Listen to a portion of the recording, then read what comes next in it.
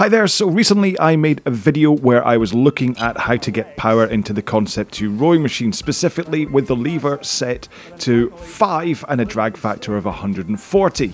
The result was that basically if you have better posture and you put in more of a push from your legs, that's how you go faster. Now as a result of that video, people got in touch and asked if I could do the same thing, but with the lever up at 10 and down at 1 to give me a max and minimum drag factor and see how, I know, how power gets into the machine. So that is what I'm going to do today, starting off with the lever down at 1, giving me a drag factor of 88.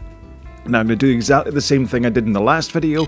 I'm going to row at 20 strokes a minute, starting off with quite a poor technique.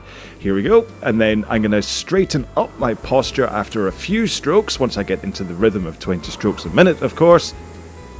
And then I'm going to start adding in power, and then I'm going to finish off by increasing the stroke rate too.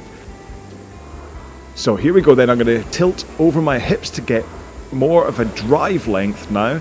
But I'm not adding any more of a push from my legs here, okay? That's important. All I'm doing is giving myself more of a drive length.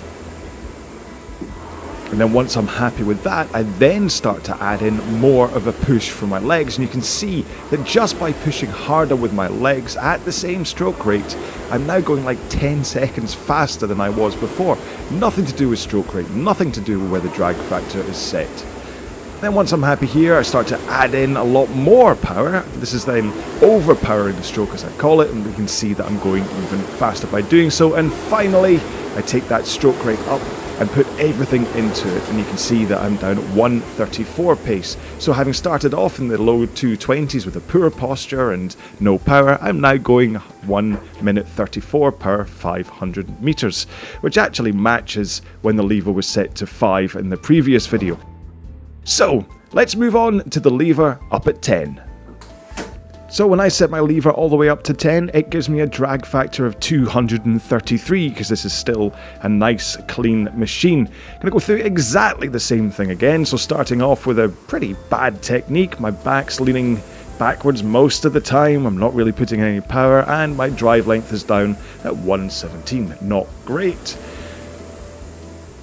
But you can see that I'm still moving the machine even like this, so it's got nothing to do with the machine. And then as I tilt forwards and I get that better posture, you can see the drive length has gone up and my pace has gone up too. I'm now rowing faster just because I'm tilting forwards, giving me a longer drive length.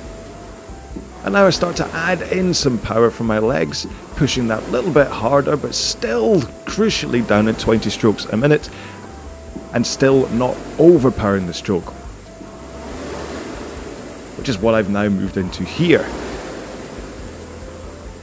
Now it should be easy to see that I'm kind of starting to struggle fighting against the weight of the flywheel here because of that increased drag factor. Last part is to row with full power and a high stroke rate to see exactly how fast I can get it to.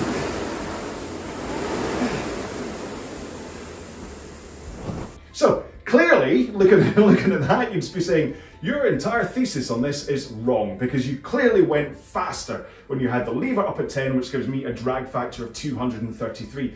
But the problem is that in order to get that flywheel moving fast when I was putting all of my power into it, my technique was atrocious. I was yanking on the handle to try and get it moving. My back was breaking too soon, and with like 5 strokes into it, I could feel the exhaustion already setting in. However, when I was doing it at 5, when I was doing it at 1, which is 140 and 88 drag factor respectively, I didn't get that sensation. I was still able to row with a relatively good stroke, as good as it is for me anyway, good stroke. And listen, this isn't me being a purist when it comes to technique. The whole point of having a relatively good technique is about efficiency, so that you can keep on going, and it's about injury prevention. And I think, although the numbers, having the lever up to 10 there, show that that's a better way for me to row, long term I'd end up injured and I'd end up getting tired out really quick. There's no way I could row a 2K with the lever up there and putting in full force. Whereas when the lever is down around about 5, which gives me the 140 drag factor on this machine, remember, different machines are different machines for a drag factor,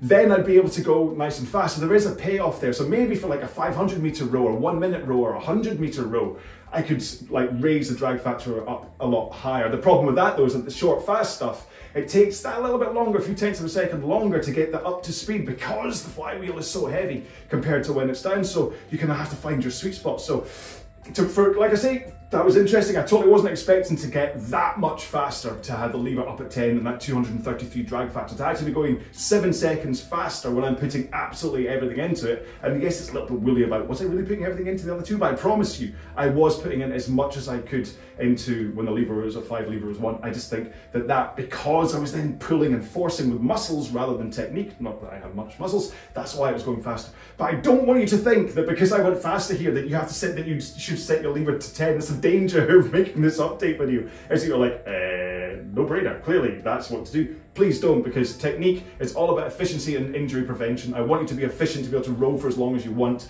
and I want you to also not injure yourself, because then you can row for as long as you want, all right? So there you go. Please leave me a comment. Let me know if you have any thoughts as to why that happens. If you have any thoughts, and just say, you know what, you're talking nonsense. I'm gonna unsubscribe. Goodbye.